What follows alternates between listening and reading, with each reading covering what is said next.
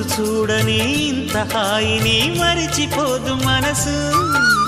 ఒదిగి ఉండి నీ వాకిటిలో బదులు కోరి నే నిలుచున్నా. దారి తెలియని చీకటిలో వెలుగు చూసి కాదంటానా. ఊరించి ఇది ఏ మాసం? ప్రేమించే ప్రతి గుండెను అందెల సందడి చేసే హేమంతం ఇది. మన సొంతం అయినది. కిలకిల నవ్వే కోయిల కోసం వచ్చింది మధుమాసం. మిలమిల